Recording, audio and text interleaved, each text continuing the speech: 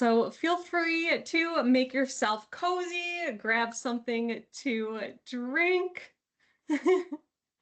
Maybe take your headphones and take it outside as a walking meeting. Enjoy some nice fall fresh air.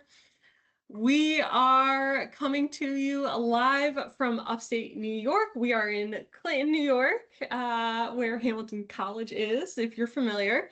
And this is my mother's kitchen. So we are going to have a lot of fun today, and we are going to get started in just a second. My name is Shauna McQueen. I am the Director of Nutrition and Wellbeing for Guckenheimer, and I am a registered dietitian, nutritionist, and trained plant-based chef. I have the pleasure to be joined today by my mother. Mom, would you like to introduce yourself? Hello.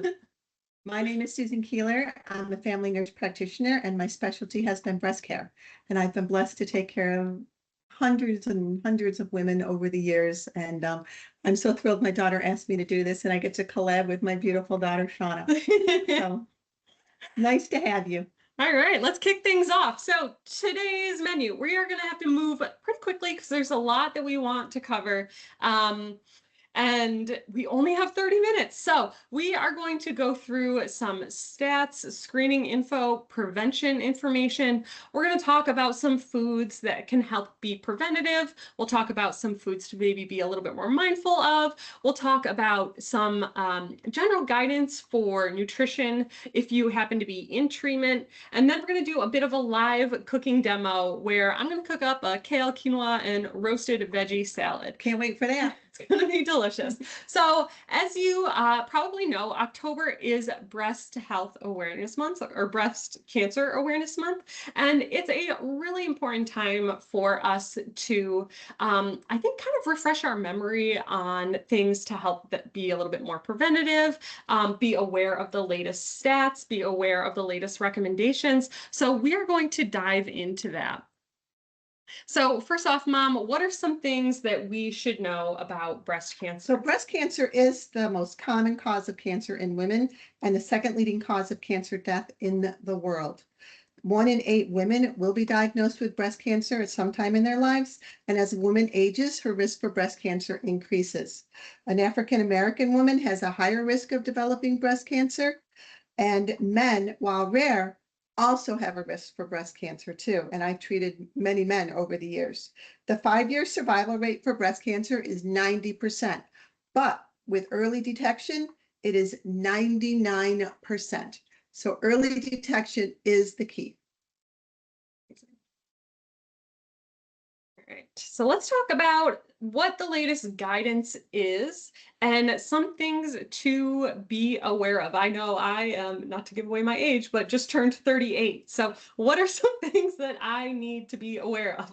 So I go by the American College of Obstetrics and Gynecology recommendations. Their recommendation is that women should have what's called breast awareness. So they're kind of going away from the clinical, the self breast exam to breast awareness, just noticing changes in your breast. So look in the mirror and notice if there are any changes in your breast, okay? And then you're not diagnosing anything, but if you do see changes, then you're alerting your healthcare provider. So women should begin having mammograms if they are of average risk when they're 40 years old. So Shauna's just a little bit close. She's close. It's close. She's close. Very close. Mammograms should be 1 to every 2 years, but I believe they should be every year. And then there's also kind of a stopping point where people feel that if they're not going to treat the breast cancer, then you should stop having the mammograms. But I don't think that's the case either, because there's so many options for treatment that a woman could be in her 80s or 90s and not undergo anything invasive, but still be treated to keep the cancer at bay. So the other thing that's most important is having a risk cancer assessment when you're about 25, and this will determine whether you're at average risk, moderate risk, or high risk for breast cancer, and then your provider can implement screening guidelines for you, how often and what type of screening you should have. Beautiful. Okay, and so we have some. That's the dog. Sorry. Alfie has joined the chat. Okay, so we also have some information here on the Trier-Cusick model. Trier-Cusick model. Cusick model. And what this is a model that I used in my practice, and it really helps to identify who is at risk. And so if you can actually go online and do this yourself. So it talks about when did you get your first period, when what your family history is. It goes into your weight, your breast density. There's a lot of different things that it compiles together to give you a good number. And that number then will determine the type of screening you have, how often you have it, and what age you should start it. So that sounds like a really good proactive measure that you can take. So you can go online, you can find this specific exam, and then tell your practitioner, here's my score, what should my plan be? Yes. Beautiful. Yes. Okay, I didn't know about that one. All right. We just did it. Well, yeah, we did a live one together before we started. Well, no, Shauna hasn't done this yet. Yeah. So let's talk a little bit about foods to help support prevention. So our diet is, really one of the most powerful pieces we have to help to keep our immune system functioning well. But there are, of course, other lifestyle factors that need to be included as well. So things like physical activity levels, most adults, unfortunately, don't come close to meeting the physical activity recommendations of 150 minutes per week. So that is a huge piece that is preventative and super important. Other things that are really important are sleep. So if you're not getting enough sleep, of course, that impacts all kinds of other things. That impacts the types of foods that you're drawn to. That impacts your mood. It impacts your motivation to even work out. So there are all these things that can kind of spiral with, regular lack of sleep. And you know what? I just want to add that night workers have an increased risk of breast cancer. Yes, because your circadian rhythm is off, and they're at an increased risk of things like obesity too. And so getting that sleep is really important. And then, turning back around to foods, there are a few things that can really help. And there have been a lot of research in different foods that have anti-tumor properties, anti-cancer properties that just tend to really support our immune system. And some of those I've called out right here. And some of these we are going to be cooking with today. So we've got our leafy greens. We have some lovely kale picked up just this morning. Organic. Yep, beautiful, very fluffy. This could probably feed a family of... Could feed all of you. Of all of us, yeah. So everybody come over later. We'll have all this beautiful kale. We have our crucifers. So these are items like Brussels sprouts, broccoli, cauliflower, things that are part of this family, and they contain a chemical called sulforaphane, and this is something that is widely researched for being a highly potent anti-cancer chemical. So this is something that is great to be regularly including in your diet. Can I add something? Please. Mustard seed added to your broccoli will enhance this sulforaphane, which is a cancer prevention food. Which is really fascinating because when it comes to nutrition, there are so many factors that honestly we don't even know about yet. And eating a lot of whole foods, there are so many synergistic relationships that are happening with different nutrients that we are consuming that we may not even know about. So combining your mustard seed with your, broccoli. With your broccoli is incredible. Yes. Another well-known one is broccoli with tomatoes, which has been well researched in terms of helping to reduce prostate cancer, I believe, but how they make one another actually even more bioavailable when we absorb it. So it's really fascinating, but these are things that are well researched, but there is so much still that we don't even know when it comes to whole foods and what's going on behind the scenes. So I just find all of that really fascinating. But a few other things, berries and beets. So these These have these beautiful dark colors. It contains anthocyanins, and these like dark purples and dark blues are so anti-inflammatory. Blueberries in particular are another piece that are, heavily researched when it comes to helping to reduce cancer risk. Few other things are whole grains, making sure that you're getting enough fiber in your diet. And, this plays a few different roles.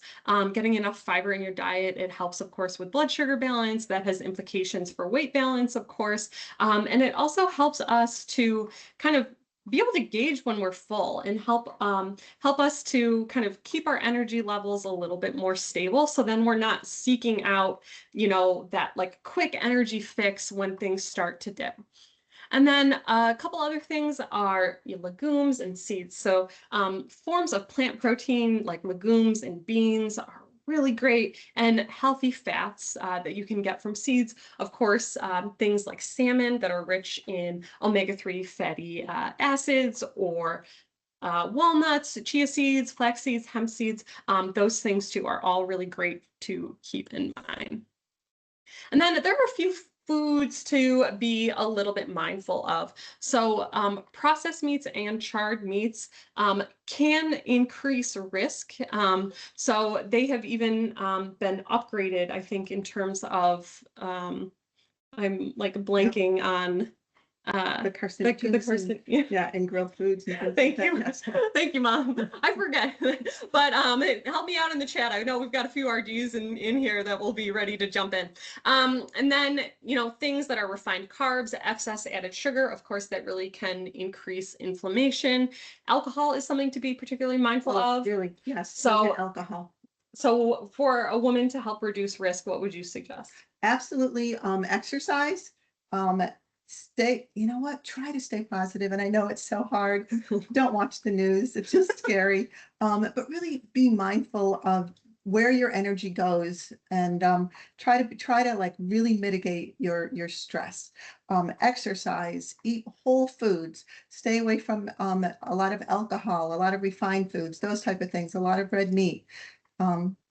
Just eat well, just take care of yourself. Exactly. So our excess saturated fats that we covered, and then excess ultra processed foods. So these are things that, contain ingredients that your grandmother wouldn't recognize. And they tend to have a lot of additives or preservatives. And they also can increase inflammation, or potentially, influence our gut microbiome, and reduce its diversity, which can impact our immune system. So a few things to be a little bit more mindful of, but that's not to say that these are no-goes, but these are just things to kind of be a little more thoughtful of. And if you happen to be undergoing treatment, nutrition and eating is something that can be a little bit difficult. You may be experiencing things like nausea, you may have GI upset, you may just have a reduced appetite, your sense of taste can shift. So there are all these factors that are going on, and at the same time, your body really needs good fuel to help you in those moments. So finding ways that you can get that nutrition in that's going to align with how you're feeling at the moment can be really beneficial. But things like soft cooked grains, soups, smoothies. I think smoothies, Shauna, is a great way to get a lot of stuff in. A lot of nutrition. A lot of nutrition. You can put your flaxseed in. You can get protein in there. You can put greens in there. Yeah. So I think that smoothies are a great way to go, as long as you're not loading it up with tons of sugar. And drinking your calories is something that could be recommended at this point too. So that is great. Next, anti-inflammatory fats. So we talked about omega-3 fatty acids that you can get from those foods like salmon, walnuts, chia seeds, flax seeds, hemp seeds. Yes, anti-inflammatory fats in avocados. Absolutely. Beautiful. And then next is hydration. So dehydration is also something that you may be at an increased risk for. So having things like herbal teas or broths or water or hydrating soups can also be very helpful. Coconut water too. Coconut water is a great one. Good one. It's a great one. And another thing to keep in mind is sitting down and having a large meal may just feel overwhelming. So breaking it down into smaller, more frequent meals where you're eating during the day can help, especially if you don't have a huge appetite. Other things to keep in mind is having more bland foods or cold foods. So because you're at an increased risk of nausea, having things that are, really pungent are probably going to seem very unappetizing. And having cold foods tends to be something that's recommended because they have less of a smell and they may just be tolerated a little bit better. And then, of course, other things to think about during this time because immunity can be down is avoiding, things like sushi, things that are unpasteurized, eggs that aren't cooked well enough. So those are all things to keep in mind. Good. A couple other tips is you may feel or end up with kind of a metallic taste due to treatment in your mouth. So it's recommended also to maybe even use plastic flatware during this time to help. Good point. Yeah, to help increase getting some of those extra calories in. Good point. Love it. Okay, so now we are going to get into the cooking portion of the webinar for today. So I am really excited. We picked a kale, quinoa, and roasted veggie salad. It's really yummy. It's really yummy. We're doing some taste testing over here with a tahini lemon dressing. And we picked this for a few reasons because one, we've got our leafy greens that help, add all of this anti-inflammatory goodness, our vitamin K, which we love. We roasted some cauliflower. So that's our crucifer that gives us that beautiful sulforaphane that we're looking for. We have some beets that are, that beautiful, vibrant red color that helps, again, give us all those good anti-inflammatory compounds that we're looking for. We have some quinoa to give us a little bit of plant-based protein. We have pumpkin seeds, a great source of iron, healthy fats, vitamin E, really lovely. Tahini to give us some more of those healthy fats, and it also provides a really nice richness. So the fat from the tahini helps to make, all of these vegetables seem really satisfying and really My fulfilling. husband will even eat this. That's saying a lot, folks. So a lot of beautiful things here, but let's talk about how we are going to prepare them. So first we have our kale. So I just chopped this really finely. One of the things to keep in mind with eating a lot of whole foods is you can spend a lot of time prepping, whole foods every single day, but you can also get a little bit savvy in how you're meal prepping. So all of that work doesn't have to be done at once.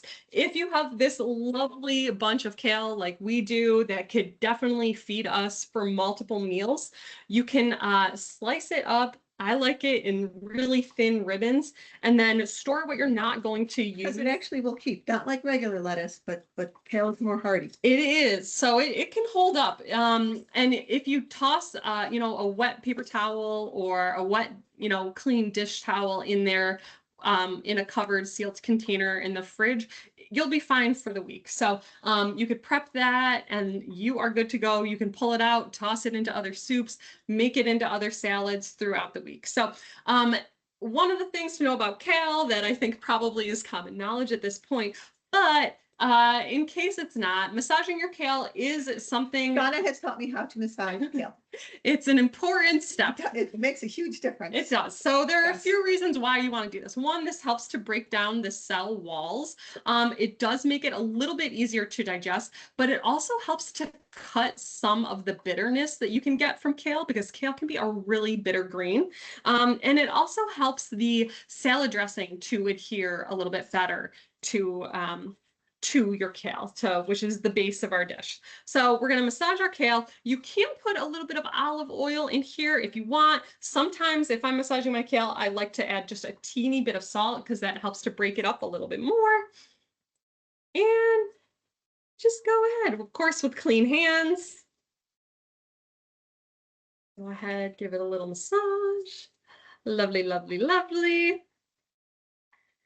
All right. And then this can go off the side. The next ingredient that we have is our quinoa. So quinoa is technically a seed. It has about 8 grams of protein per cup. Nice And source of protein. and this is another great thing that you can prep early in the week and use in multiple ways across the week. You can add it to different soups or stews. I like to sometimes turn it into a patty with vegetables that I have that might be going, close to be going bad, or adding, bean. You can get really creative with all of these things. And, it's really easy to cook, a little bit of salt. It's 1 cup of quinoa to 2 cups of water, and it's 15 minutes and you're done. So this is something that is lovely. It's already cooked. It looks great. We're going to toss it in with this kale. And for a recipe that serves about 4 people, you can do about a cup, and that'll be about a 1/4 cup serving of quinoa for each. So for me, for something like this, I like the kale to really be the base versus making like a grain bowl where the quinoa would be the base. So I see some lovely spots of quinoa in here, but it's not completely overwhelming everything. Okay. Next, we have our gorgeous beets. We kind of steamed these ahead of time, so they're really nice and soft. You can prepare them by roasting them as well. That adds a lot of richness to it. One of my favorite things about beets is really just not only their beautiful color, but that really earthy flavor. And my favorite combination in the world is beets with a little bit of coriander. So tossing some of that in, it is really, really lovely. Highly recommend. But each of these things can be dressed up in different ways, and including a lot of different spices is great because that also adds a lot of other anti-inflammatory pieces or elements to your dish. So any spice really can be anti-inflammatory. So that one is one of my favorites when we're thinking about beets. So good. So we're gonna toss some of these in. Oh my gosh, the color is gorge. So gorge. I love it. They can create a little bit of a mess. You can use gloves in the kitchen. They sometimes can stain, but it is worth it. We love it. Next up, we have our cauliflower. So this we roasted, and that's my favorite way to prepare it. You could also steam it as well, but I just roasted it with a little bit of garlic powder and just a dash of cayenne. That is my favorite, but again, You can't tell. no, my mom doesn't like a lot of spice, No, so I like a lot of cayenne, but it was really good. It was actually great. I have to do that on the down low. It's not bad. But cayenne is also very anti-inflammatory, so we love it. So these can go right in. They're gorgeous. I like them pretty crispy, so we got some good color on these. Love it. And then the next piece is really just making our dressing. So dressings are really easy to make at home. And no need to buy them. You really make it at home. I mean, I love a shortcut. I know, but no, there's the shortcut. but they're really easy to make at home. And this one in particular is really easy, and they keep really well. So something to keep in mind. This dressing is a tahini lemon. So we've got some tahini loaded up right here. I've got a nice big lemon here.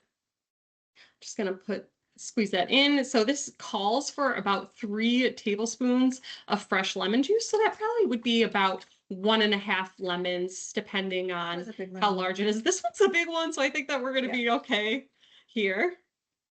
And that fresh lemon just smells delicious. We love lemon too because having the lemon adds a little bit of vitamin C. Of course, that is an extra anti-inflammatory element, but it also really helps to increase absorption of plant-based sources of iron. So that helps us with our pumpkin seeds, that helps us with the kale, and we just love that. So next up, I've got a little bit of garlic. Garlic is another one of those foods that has been really well researched when it comes to its anti-cancer properties. This is just an anti-vampire properties for this time of year. Yes, we love Halloween. So we're just gonna chop this up really fine. Mince it really nicely. I know I have some extra chefs on this call, so if anyone wants to give me some tips, please add to the chat. Love it. Smells delicious. This is going to add so much flavor. If chopping up kale isn't, or sorry, chopping up some garlic isn't really your vibe, you could also use some garlic powder. So if you want to use a spice rather than the fresh version, just know that's going to be a lot more potent. So you're only going to need a little bit to give you the flavor that you're looking for. All right, so we've got our minced garlic. We'll toss that right in. We've got some fresh salt. This is pink Himalayan salt, which is lovely. It can be quite mild. So if you're not used to it, it may take a little while to adjust, but that's, an interesting thing about our salt preferences. We can actually learn to like less salt. We can learn to like more salt. So depends on the journey you're on. But now I've got a little bit of maple syrup, and this is completely optional, but this is going to help to balance out all of the flavors. And one of the things that I think is really important when we are trying to eat more whole foods is kind of starting to develop our understanding of flavors and how they work together. Because if we can make something that tastes delicious to us, we're going to want to do it again. So having an understanding of, what role certain things play, the fat in a recipe, the saltiness, how that helps to bring out some extra flavors, a little bit of acidity that we're getting from the lemon that helps to kind of waken everything up. Having all of these elements in a dish make it feel really balanced and really lovely. So there are a lot of great books on flavor balancing. Salt, fat, acid, heat is a really popular one, so recommend that. But this is a great example of a dish that includes all kinds of textures, beautiful colors, and some different elements that help make it really interesting, because we know we eat with our eyes first, and having something that looks really lovely makes us want to eat it. So we are going I love all the to, colors. They're beautiful. it is lovely. We're just gonna whisk up this dressing a little bit. It could be drizzled on the top. And this is going to be so lovely. And then we are going to garnish. It's a little thick. We're going to garnish with some pumpkin seeds to add a little additional texture on here. And I actually put seeds on almost everything that I make. I put sunflower seeds, pumpkin seeds. Yes. All of it. It just adds a really nice texture and some extra nutrition. So we're just going to drizzle a little bit of this over the top. Yum. Yum, yum. Shawnee, that looks beautiful. Thanks so much, Mom. I'm just going to put these over the top. Yum. And we have a lovely, lovely dish that we are going to split. So I think we maybe have time if people want to pop in for a question or two. We will take some questions. Feel free to just type in the chat. And I can see. Camille says, I love beets. I usually just put salt and pepper on them. Oh, yum. Yum. Yes. Can't go wrong with that, but I'll have to try them with some other spices. Indeed. Cumin's another one that can be really good. All right, Julia, love all these cooking tips. I'll have to try this salad at home and love focusing on how certain ingredients can help bring different benefits. Beautiful. All right. Well, happy Breast Cancer Awareness Month to everyone. I have shared the slides in the chat. So if you have any additional questions, please feel free to reach out. Thank you all so much for joining. Thank you for joining us. It's been our pleasure. Hope to see you soon. Bye-bye.